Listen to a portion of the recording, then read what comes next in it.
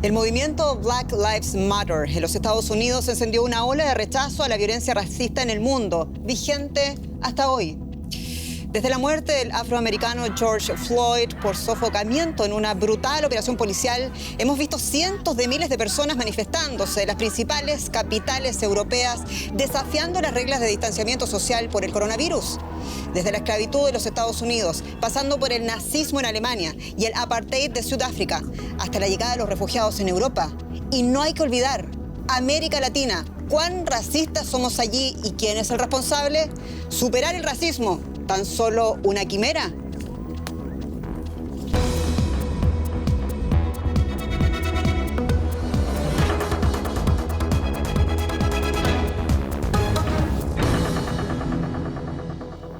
Soy Jenny Pérez, bienvenidos. Esto es A Fondo, con un estudio también adecuado en los tiempos de pandemia que nos ha tocado vivir. Presento a continuación a nuestros distinguidos invitados. Parto por Yetlanesi Alcaraz, corresponsal del semanario político mexicano Proceso. Yetlanesi dice que el racismo es un tema pendiente en pleno siglo XXI en prácticamente todo el mundo y la sociedad en general que inconscientemente lo fomenta y practica día a día. Guillermo Ruiz, politólogo especializado en racismo. Guillermo señala que a 75 años del genocidio nazi, el racismo sigue siendo endémico en la sociedad alemana. Los ataques son la cúspide de un sistema de racismo estructural e institucional, dice. Y Edna Martínez, doctora en sociología especializada en género y racismo. Edna opina que el racismo no se trata de culpas individuales, es una estructura de poder que genera beneficios a partir de la explotación, de la exclusión y la violencia hacia la gente negra.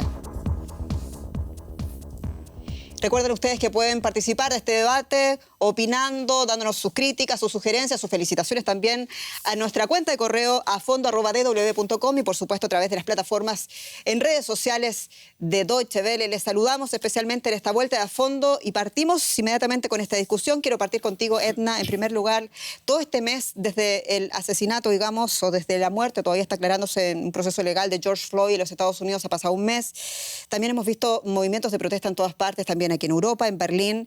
Te pregunto yo, ¿cómo podemos describir, caracterizar este movimiento contra la violencia racial que ya se escucha y se ve en todo el mundo? Bueno, pues lo primero que yo diría es que para mí es muy triste estar otra vez en este panel, porque recuerdo que hace 4 años hicimos un panel similar, también por un acontecimiento similar, la muerte de una persona afrodescendiente negra por parte de un policía en los Estados Unidos, y de hecho fue el momento inicial de este movimiento Black Lives Matter. Y siento una especie de cansancio profundo, porque pues, la gente negra llevamos 500 años hablando del tema, llevamos 500 años intentando y movilizándonos y organizándonos y gritando y diciendo no podemos respirar.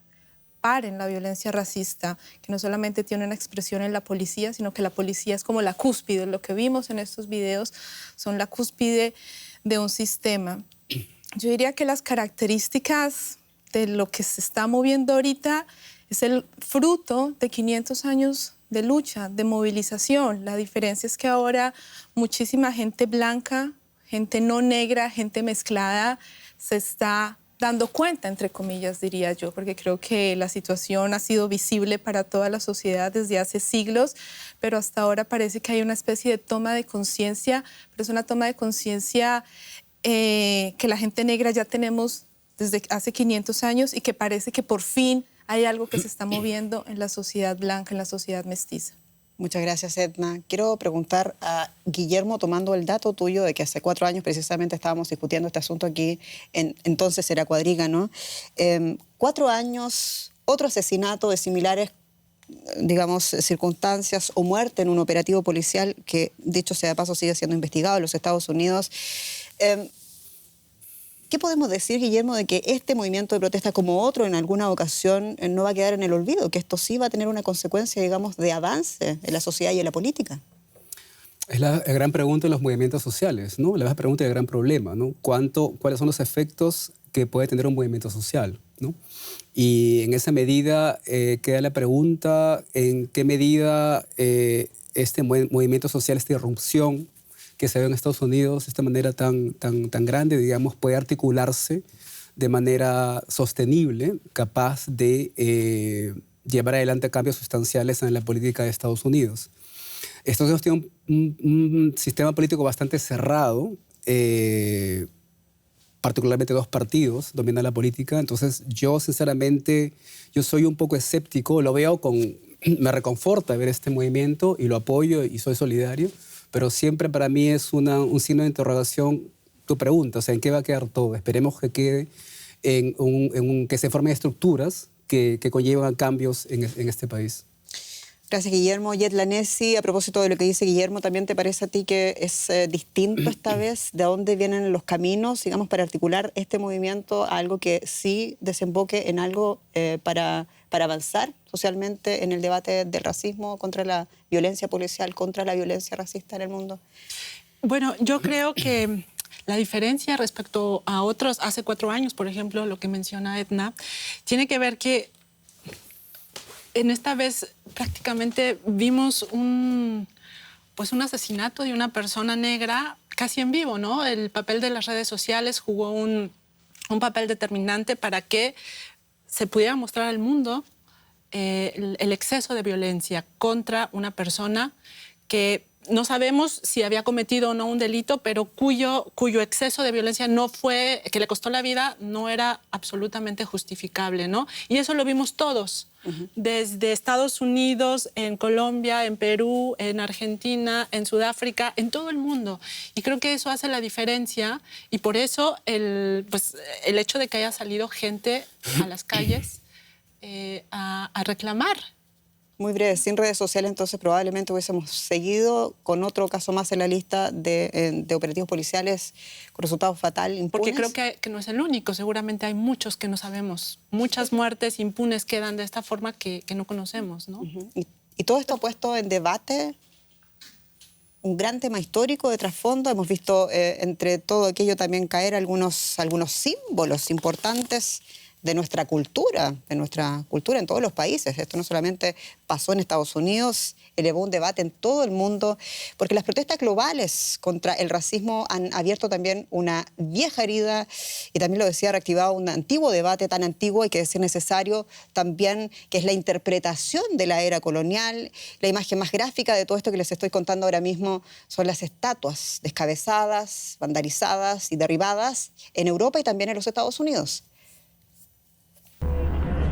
La estatua de Colón en el estado de Minnesota, Estados Unidos, derribada. Sin duda uno de los personajes más relevantes de la historia mundial. Supuestamente descubrió América, pero para muchos, especialmente en América Latina, su nombre da inicio a una época dolorosa marcada por la opresión y la explotación de la población indígena. En Europa también se ha reavivado el debate sobre las estatuas y monumentos de la época colonial, como aquí en Bristol, Gran Bretaña. Edward Colston, traficante de esclavos para unos, benefactor para otros. Un grupo de manifestantes derribó el monumento de bronce y lo arrojó al río. En Bélgica, las estatuas del rey Leopoldo II fueron pintadas o derribadas en varios lugares en protesta contra el reino del terror instaurado por el país en el Congo. Y también en Alemania hay peticiones desde hace tiempo para cambiar los nombres de los monumentos y las calles que recuerdan la historia colonial del imperio. ¿Preservar o derribar? ¿Deberíamos replantearnos nuestra cultura conmemorativa? Y estamos de vuelta para seguir analizando este tema con este panel en A Fondo. Yo quiero preguntarte a ti, Edna, y también, por favor, esta pregunta va para todos. ¿Va a derivar esto que acabamos de ver en una especie de revisionismo histórico de cómo nos contaron la historia, por ejemplo, con el caso concreto de Cristóbal Colón?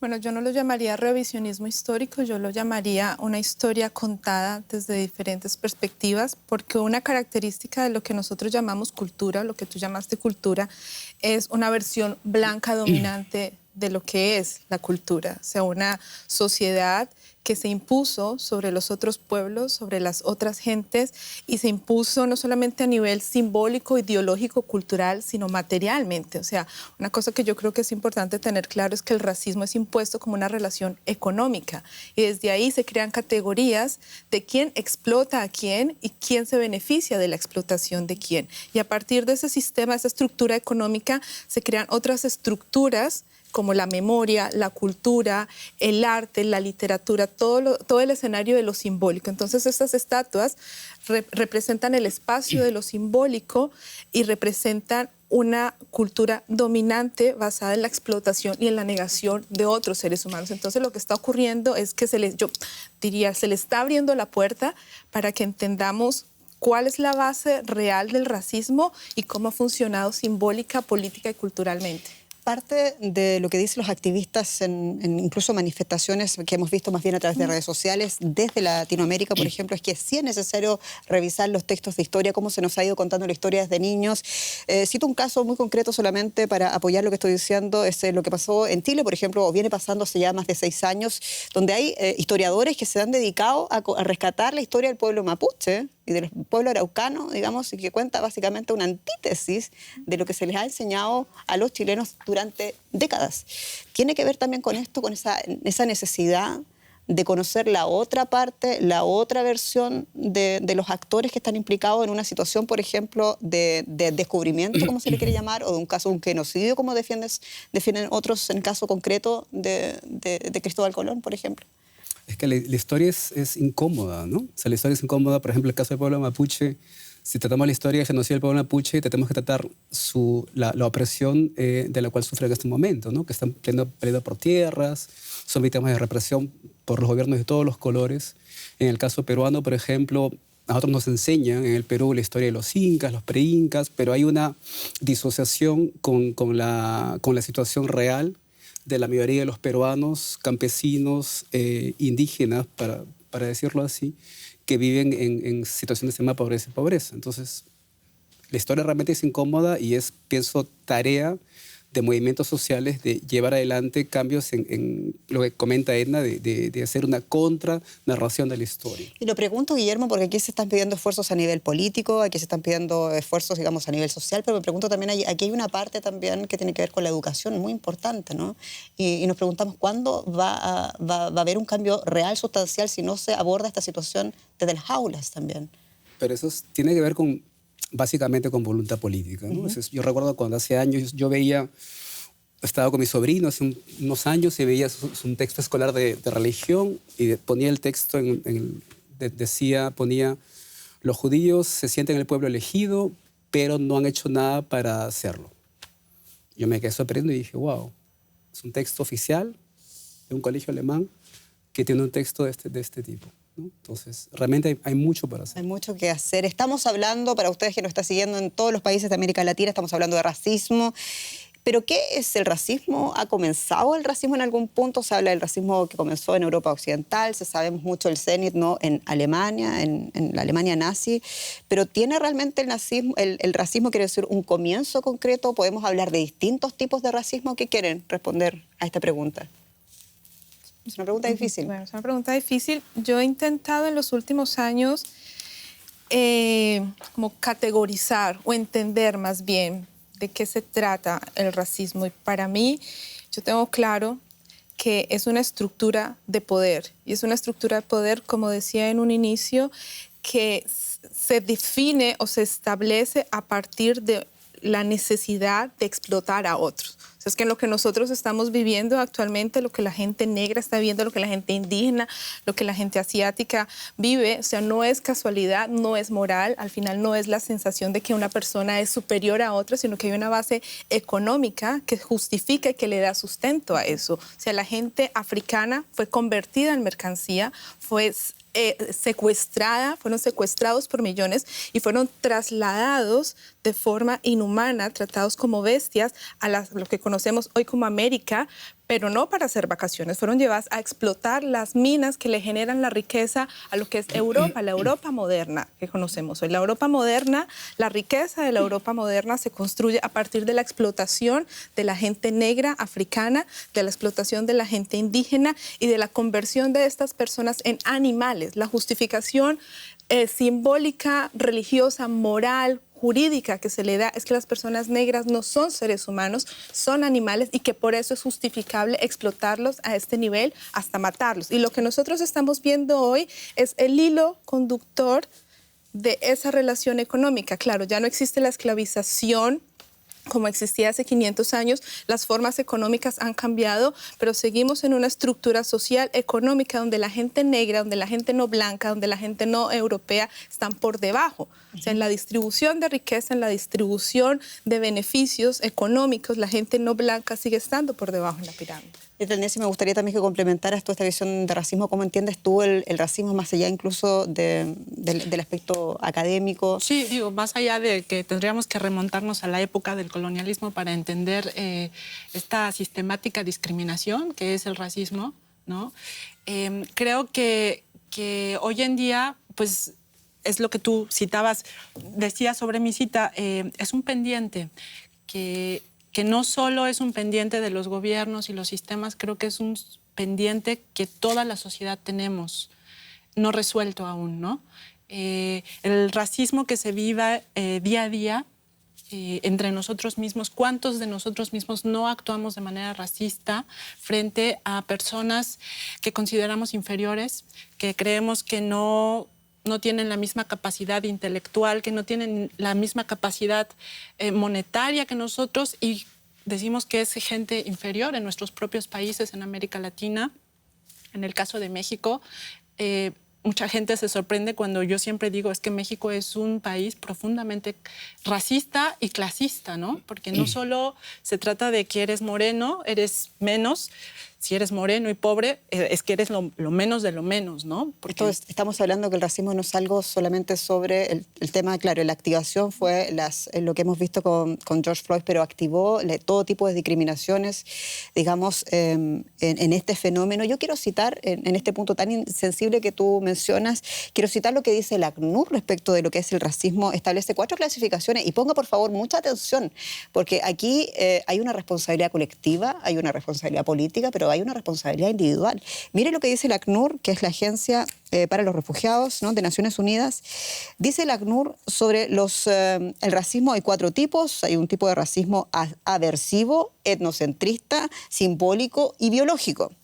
Y yo me quiero quedar con el primero, a propósito también de lo que tú dices, porque dice que el racismo aversivo, dice con esta definición, uno se pregunta si cada uno de nosotros alguna vez en la vida no ha tenido alguna actitud racista, porque lo que dice básicamente es lo que uno acepta. Incluso uno puede manifestarse a favor de una situación antirracial, pero cuando te toca a ti integrar a esta persona en tu círculo íntimo, puede llegar a pasar una cosa muy adversa. Y eso es lo que llama acá. Eso es lo que está pasando. Una cosa distinta es apoyar una bandera y otra muy distinta es llevar esa casa a tu mesa, a esa persona a tu mesa y compartir dentro de tu círculo privado. La integración. Y desde ese punto de vista, dice el ACNUR, hay un racismo sistémico en todas las sociedades del mundo. Sí, pero a mí me parece un poco problemática las categorías que hace el ACNUR, porque yo diferenciaría entre racismo, discriminación y prejuicio.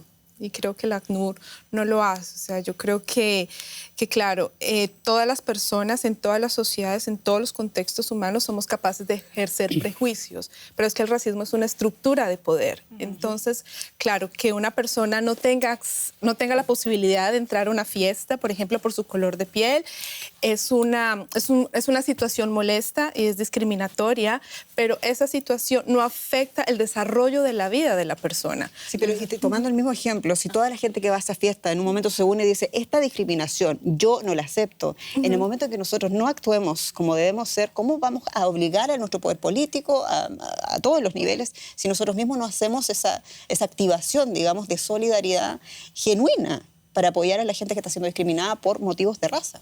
Claro. Yo quería complementar un poco respecto al concepto. El racismo moderno no es más biologista, ¿no? O sea, dominantemente no es biologista en el sentido de que no se habla de razas superiores, sino el racismo moderno es culturalista. Es atribuirle a una persona, un grupo de personas, ciertas cualidades que no son reconocidas en este sistema capitalista. Por ejemplo, se dice, bueno, los latinos o la gente negra baila bien o es buena para el deporte, ¿no? O los árabes son muy empeñosos, ¿no? Entonces, ¿y tú opinas lo mismo de eso? ¿No está esa superioridad racial o de los grupos de extrema derecha, por ejemplo, aquí en Alemania? ¿Te parece que no estaba como lo estuvo hace décadas atrás? yo pienso que es el discurso culturalista ha reemplazado al biologista, pero que en efectos es lo mismo.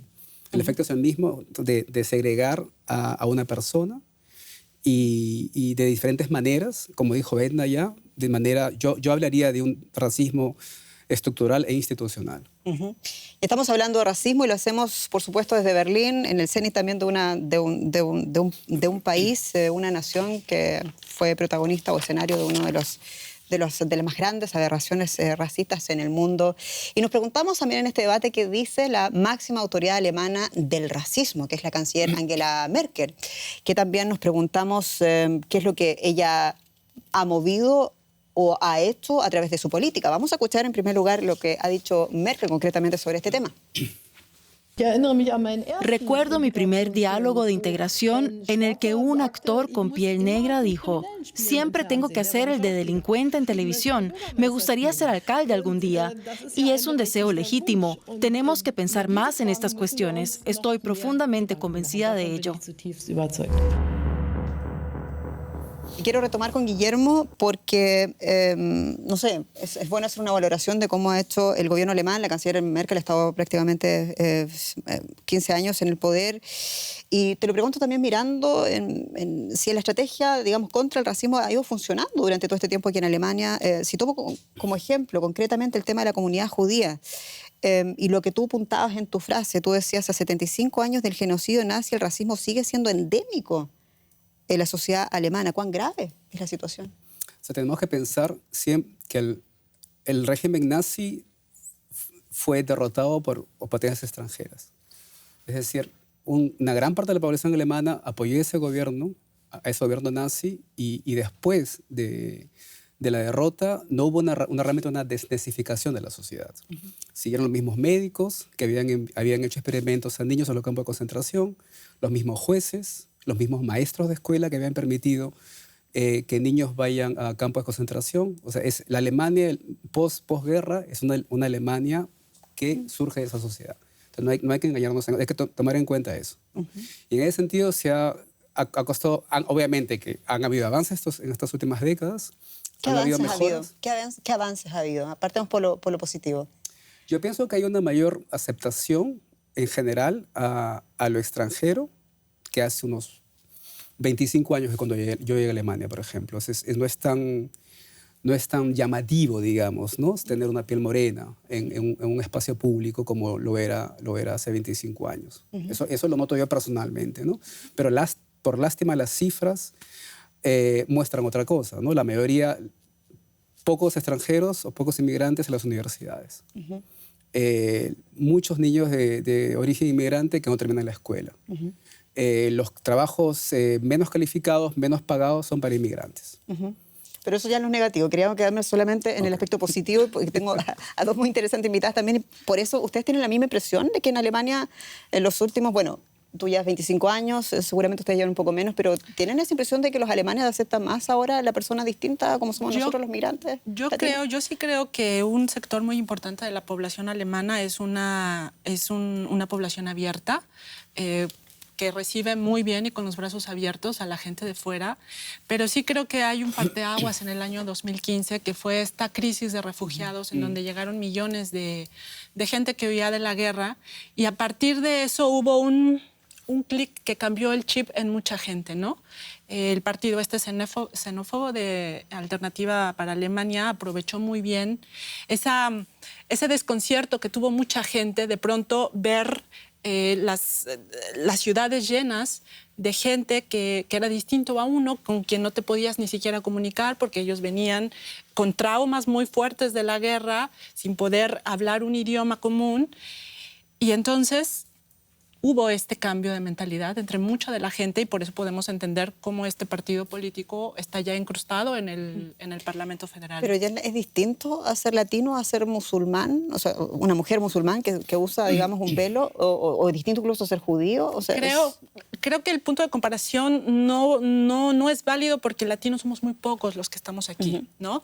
Pero creo que si queremos apuntar al aspecto racista de la sociedad alemana, habría que ver con las minorías mayores, ¿no?, de este país, que son los turcos, los musulmanes. La población negra es, hasta donde yo entiendo, es también muy poca, un 1% de la población en Alemania, ¿no? Pero habría que ver cómo funciona el tema con las minorías turcas. Las estadísticas no son muy buenas, hablando solamente del gran tema alemán que tiene que ver con la comunidad judía. Ha habido una explosión de números hacia arriba en lo que tiene que ver con agresiones y microagresiones contra la comunidad judía. Y de hecho 3 líneas de metro no es novedad, pero tampoco lo más triste es que nos sorprende. Hay 3 líneas de metro donde los judíos con kipá no pueden, por ejemplo, avanzar a cierta hora después de las 18 horas. Hay una recomendación policial, de hecho, para ellos. Ellos dicen estadísticas frías, no están hablando precisamente de una estrategia contra el racismo, contra la discriminación positiva. Edna, ¿tú tienes esa aceptación? Quizás por el ser, cuando tú dices, tú eres colombiana, ¿cómo tienes la percepción de esa aceptación, de ese ser colombiano, de tener tu impronta también colombiana aquí en Migrante y Alemania? negra. Pues a mí el término aceptación no me gusta, te tengo que ser honesta, porque al final yo considero que todos los seres humanos deberíamos pasar y poder andar por este planeta que en particular la gente negra ha construido desde hace 500 años sin recibir mucho a cambio. A nivel personal tengo que decir, claro, mi experiencia en Colombia podría ser muy similar a la que yo tendría aquí en Alemania, porque en Colombia el nivel de racismo es muy alto, es tan alto como aquí, y la forma es igual incluso. ¿Sí? Yo incluso diría que es mucho más violenta, mucho más directa, más agresiva. ¿Por qué? Claro, porque aquí en Alemania yo diría que hubo, eso está cambiando en los últimos años, pero hubo alguna especie de silencio o de vergüenza histórica donde la gente en Alemania no se atrevía a decir ciertas cosas, aunque lo pensara, aunque estaba ahí por esta experiencia que relatan, que todos nosotros ya conocemos. Entonces, ese racismo estructural, esa concepción de que hay unos seres humanos que son mejores que otros estaba adentro y no había una plataforma política para expresarlo. Esa plataforma se ha estado creando en los últimos 5 años con la llegada de los partidos de extrema derecha y entonces cosas que antes no se atrevían a decir, cosas que antes no me pasaban aquí, por ejemplo, que me pasaban en Colombia, que me dijeran, que me insultaran por el hecho de ser negra o que una persona indigente se considera mejor persona que yo, me insultara porque tiene un tono de piel más clarito, eso ya lo hace más evidente. Entonces, sí, yo siento que en los últimos años aquí ha habido un cambio y es un cambio negativo. Y yo quiero decir también, no solamente para complementar lo que tú dices, a propósito estamos hablando también de nuestras improntas, somos todos aquí inmigrantes.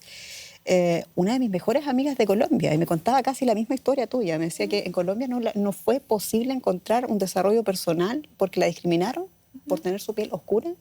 Llega aquí a Alemania y ella piensa que no voy a tener ninguna oportunidad y sin embargo tuvo la oportunidad de su vida. Hoy día es un profesional con mucho éxito y llegó a quererse, a aceptarse como ella es, porque eso también pasó por un proceso interno muy, muy fuerte para ella. La pregunta, entonces el racismo no tiene que ver necesariamente con un país, ¿no? O sea, somos todos, tenemos que pasar este proceso y también mirarnos un poco así mismo y decir, somos racistas, tenemos actitudes que discriminan, tenemos actitudes que agreden al otro por ser distinto. ¿Cuán racista es América Latina? Yo pienso que hablo específicamente de países que conozco, como Perú, Chile, Colombia. El racismo es realmente alarmante. Y como dijo Edna, tiene que ver con la historia colonial y con las relaciones sociales de producción de ese país y de hegemonía en estos países, en los cuales en nuestros países, a pesar de que había una movilidad social, ¿no? Como decía Edna hace un rato, hay gente negra, gente andina o indígena que tiene dinero. Sin embargo, la gran mayoría de la población de nuestros países empobrecida es justamente la gente andina, afroamericana e indígena. Ese es un hecho. Lo mismo sucede en México, ¿no? La distribución de la riqueza pues es totalmente desigual, en donde los que menos tienen siempre terminan siendo los pueblos indígenas que viven en la miseria más absoluta, que ahorita la situación es tan difícil con el COVID, los pobres están siendo todavía mucho más pobres y el futuro se ve tan triste porque no se ve que se vaya a mejorar la situación para ¿Cuánto pesa en México tener un apellido indígena cuando tenés que buscar, por ejemplo, un trabajo? Yo me imagino que pesa bastante, ¿no? Muchísimo. Y el color de piel. El año pasado Oxfam México realizó un estudio muy interesante en donde los resultados eran demoledores. El color de tu piel en México determina el grado de estudios a los que tú vas a poder alcanzar a llegar, el tipo de profesión que vas a poder realizar. Y no solo eso, también entre hombre y mujer, siempre una mujer indígena va a tener las posibilidades más bajas que puede tener cualquier persona en México para aspirar a un mejor nivel de vida. Y eso se irradia a quién accede a los círculos de poder, a la estructura de poder, me imagino. ¿Quién accede a la política? ¿Quién va a ser el futuro mañana el presidente de la República? Exactamente. Menciono un caso muy concreto. Si ustedes quizá el año pasado conocieron esta película tan famosa de Alfonso Cuarón, la película Roma, que además se llevó un Oscar, la protagonista, Yalitza Aparicio, una mujer indígena, y en el país se desató un debate terrible sobre cómo era posible que una mujer indígena, una india, pudiera llegar hasta el Oscar, ¿no? Ese era el debate en México. Ya. Y en las familias, entre los grupos de amistades, durante meses el tema de esta chica fue el tema de conversación, ¿no? Entre quienes apoyaban y decían, sí, finalmente, qué bueno, qué orgullo que una chica con estas características esté triunfando. Había quien decía, es que no es posible. Ella no representa la belleza mexicana, ella no... Entonces, en algo tan banal te puedes dar cuenta cómo está la situación, ¿no? Es muy triste, pero también es bueno que lo podamos hablar aquí en A Fondo. Estamos hablando de racismo, estamos tratando también de hacernos una reflexión interna sobre este tema.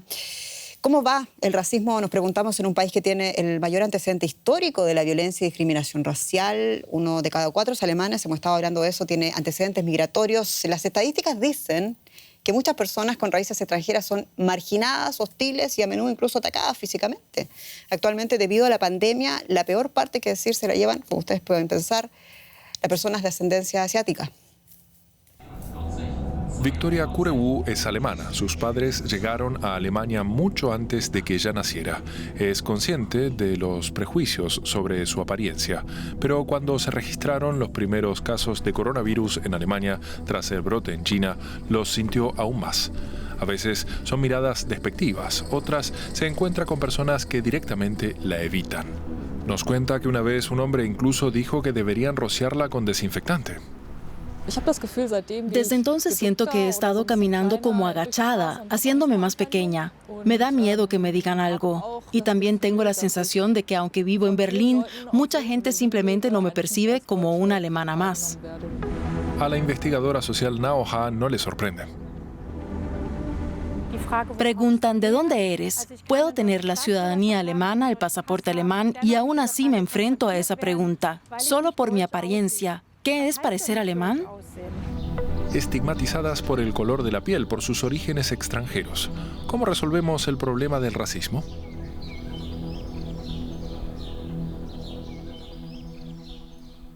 Piensa un poco cómo ha reaccionado usted cada vez que ha encontrado a alguien de ascendencia asiática, a lo mejor chino, a lo mejor japonés, porque cuesta diferenciar, hay que decir, aquí también pasa a menudo tras la pandemia. ¿Reacciona con confianza o reacciona con temor? ¿Es después de todo, Guillermo, el tema del racismo también un tema de los miedos? ¿Los miedos aprendidos, los miedos internos, los miedos colectivos? Es de los miedos, pero también son los miedos que te transmiten los medios de comunicación, ¿no? Por ejemplo, ahora hemos visto de este caso esta chica de origen asiático. Yo estoy investigando sobre la discriminación hacia las comunidades romaníes, sinti roma, los gitanos en Alemania, en el marco del corona, ¿no? Y hubieron casos en edificios en Berlín, en Göttingen, en Magdeburg. Inmediatamente salió digamos, el representante de prensa de estas ciudades o los alcaldes diciendo que van a disciplinar a esta gente, que está contraviniendo las normas de restricción del corona. Y creó esto genera racismo.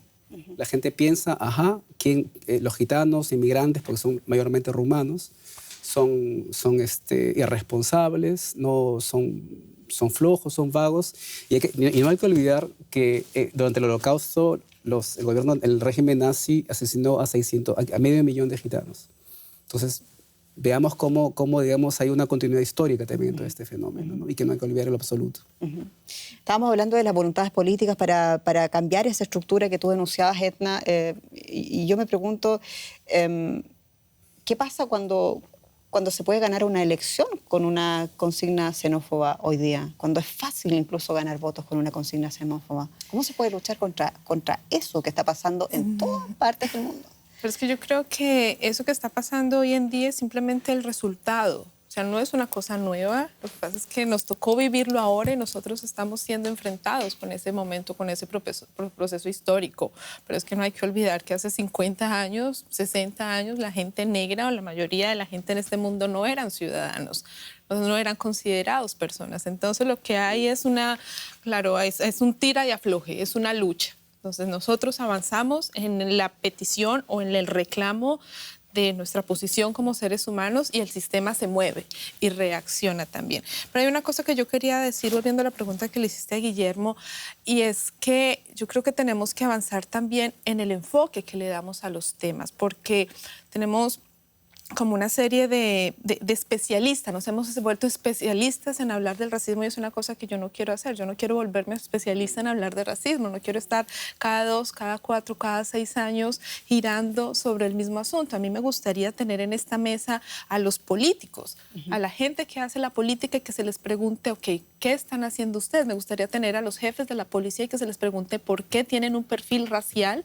por qué asesinan gente negra. A mí me gustaría tener a los ministros de gobierno preguntando por qué están creando políticas que permiten que millones de personas no blancas, negras, africanas estén muriendo en el Mediterráneo. Esa es la gente que me gustaría, ese es el enfoque que me gustaría que tuviéramos ahorita y que cerráramos un poquito esta línea de expertos y de formación, sino que vamos a los responsables. Sí, claro, pero también tiene que ver con un tema político, porque hay partidos que realmente propugnan lo contrario. No rescatemos vidas del Mediterráneo, a los extranjeros hay que mantenerlos a raya, ojalá al otro lado del muro, lo vemos en Estados Unidos, lo vemos aquí en Alemania, partidos digamos, nacionalistas, populistas de derecha en toda Europa que están ganando elecciones y las elecciones se ganan y luego se cambia la política.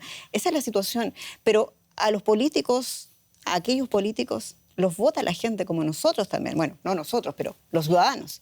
Entonces yo me pregunto si era el huevo o la gallina, ¿dónde hay que hacer el cambio primero? ¿No? Es un cambio político, está claro. Hay un cambio de estructura, está claro. Pero también, ¿dónde se hace el cambio en la base? Porque aquí hay algo que está mal desde el principio, ¿no? Yo sí apelo mucho a algo que es como muy naif quizá, pero es la educación en casa, ¿no? Porque este racismo institucional, por ejemplo, aquí en Alemania hubo una universidad que hizo un estudio sobre las notas que dan los maestros a los niños. Y resulta que un niño, un Mohamed, un Murat, con exactamente los mismos errores de escritura que un Moritz, que un Matías, recibía una calificación inferior a la del otro niño. Entonces, ahí no son ni los políticos ni nadie. Quienes hacían eso eran los profesores.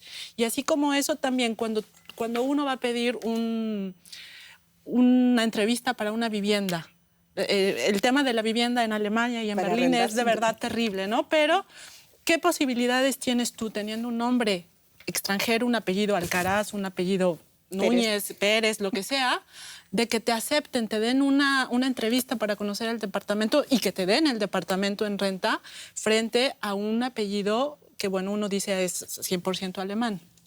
Y eso no está... Eso según la ACNUR, que da los parámetros, sería racismo aversivo. Y eso lo hace el dueño del departamento, la inmobiliaria, que de alguna forma, bueno, no son políticos, ¿no? Pero están dentro, digamos. Claro, están dentro del sistema. Digamos que de lo que se trata es como esta relación que hay entre si eres migrante, eres pobre o hay más posibilidades de que estés en un sector de la producción inferior, que tengas menos garantías y menos posibilidades de ser cumplido con tus obligaciones, como arrendatario. Y claro, detrás de todo eso hay un sistema mental, hay una construcción mental que juega y que está muy interiorizada en todos los seres humanos, en todos nosotros. O sea, ninguno de nosotros puede decir que no es racista porque somos el producto de una sociedad que nos educó, nos culturizó y nos enseñó a detestar lo que no se parece a lo que es blanco europeo. Y por eso, además, te agradezco tus palabras tan potentes, nos da también el pase a la pregunta de la conclusión de este programa: ¿qué hacer contra el racista? ¿Qué hacer contra nosotros mismos? Bueno, contra los políticos está claro, informarse y votar bien, pero ¿qué hacer contra nosotros mismos, nuestras propias motivaciones, nuestras propias microagresiones? Guillermo. Es que yo no entro a aspectos psicologistas del problema. Yo realmente pienso que es un problema político, estructural político, que hay que cambiar estructuras de poder. En todo, Alemania tiene, por ejemplo, un plan nacional de lucha contra el racismo, que es simplemente un conjunto de medidas, no hay ninguna estrategia, no hay realmente seriedad ante el tema, y pienso que eso es lo que le ataca al gobierno. Cambio político, apunta Guillermo Ruiz. Ya coincido contigo, creo que sí es importante presionar, ¿no? ¿Y qué herramienta tenemos los ciudadanos? Pues sí, nuestro voto, ¿no? Apostar por políticos que tengan un discurso, bueno, no solo un discurso incluyente, sino que realmente presenten y presionar para que haya propuestas políticas que cambien estas estructuras institucionales, ¿no? Yelda Nessi, eso es lo que estás aportando también, es algo que invitas, me imagino, a México también a que revise algunas cosas que están pasando. Por supuesto, ¿no? En América, en toda América Latina y en México, claro, aplica. Te toca contar aquí a los alemanes lo que está pasando en tu país como corresponsabilidad del semanario político mexicano, Proceso. Y al finalizar, Edna, entonces, ¿qué hacer contra ese racismo que tú también estás denunciando desde hace ya tantos años? Movilizarse, organizarse, sacar este tema del nivel personal. Creo que eso es importante, dejar de moralizarlo. Claro, todos los seres humanos estamos metidos en esto, pero no es una responsabilidad individual. El racismo no es una cosa de personas buenas y malas, es un sistema de poder que al final se beneficia. Y para mí la pregunta es: ¿quién se beneficia de que la gente negra sea asesinada? ¿Quién se beneficia de que los empleos peor pagados sea para la gente no blanca? ¿Quién se beneficia de la gente que se muere en el Mediterráneo? Con esa invitación de Edna Martínez, doctora en Sociología, especializada en género y racismo, a reflexionar, a pensar, nos despedimos. Esto ha sido A Fondo. Despido también gentilmente a Guillermo Ruiz y despido también a Yelda Nessi Alcaraz. Un gran gusto estar con ustedes. Muchas gracias. Y reflexionen. Un abrazo desde Berlín. Soy Jenny Pérez. Hasta pronto.